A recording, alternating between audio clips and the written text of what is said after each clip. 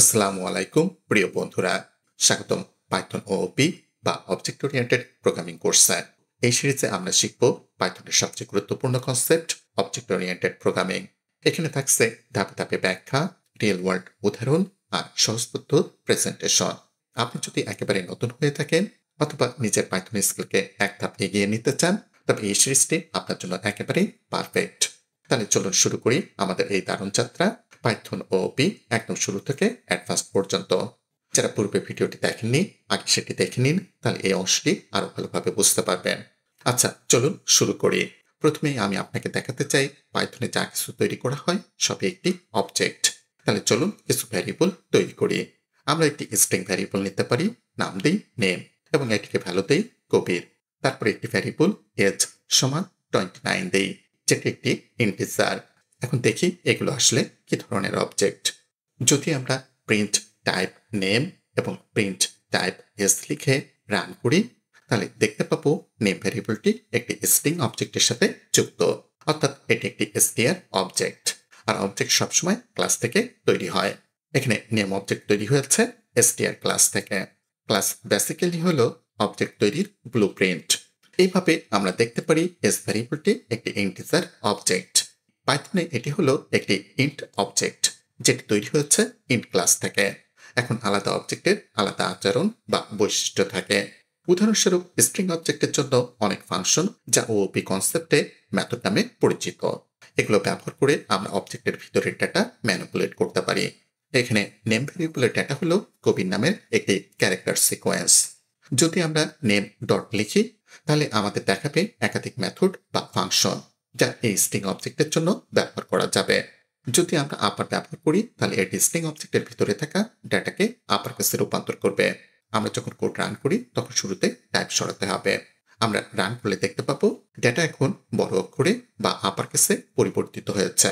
কিন্তু যদি আমরা ইন্ট অবজেক্টের জন্য মেথড দেখি, তাহলে লক্ষ্য করব এগুলো স্ট্রিং অবজেক্টের মেথড থেকে আলাদা। এখন যদি আমরা নেম ভ্যারিয়েবল দেখি, এটি একটি স্ট্রিং অবজেক্টের সাথে যুক্ত, যা পাইথনের বিল্ট ইন অবজেক্ট। এই স্ট্রিং অবজেক্ট তৈরি হয় স্ট্রিং ক্লাস বা str ক্লাস থেকে, যা পাইথনের মধ্যেই তৈরি করা আছে। str ক্লাস বা স্ট্রিং ক্লাস প্রতিটি স্ট্রিং অবজেক্ট কেমন হবে তা নির্ধারণ করে।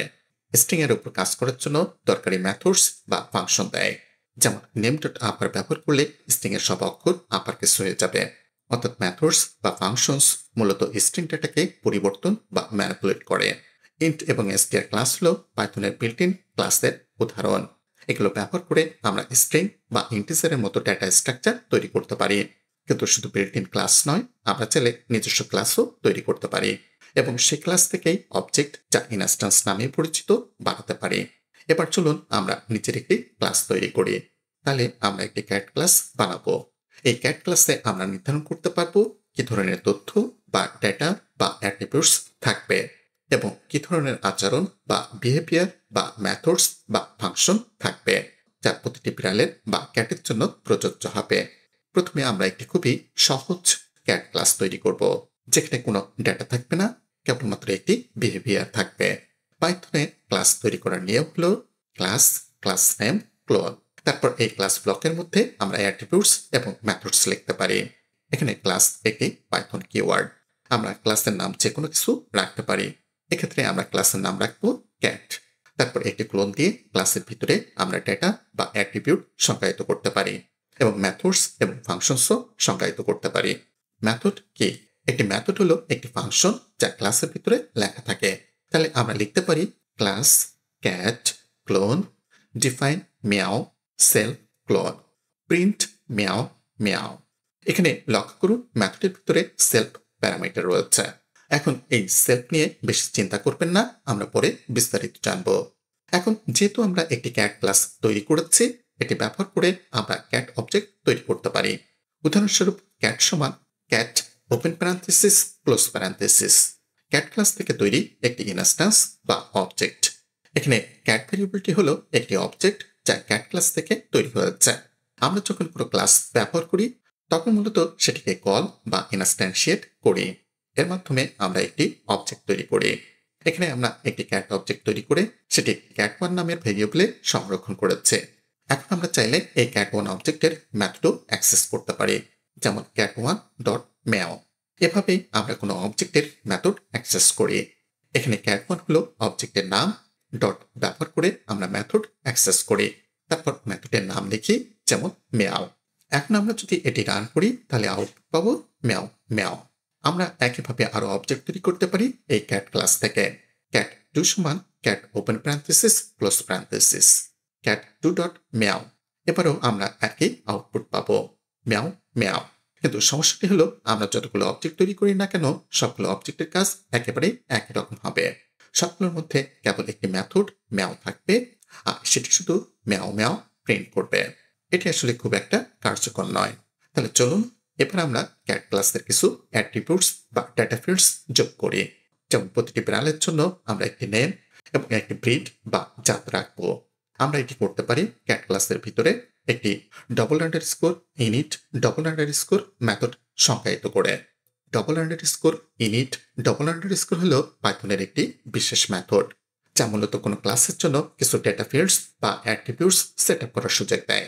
তাহলে চলুন এটি লিখে নেই, পরে আমরা বিস্তারিত ব্যাখ্যা করব।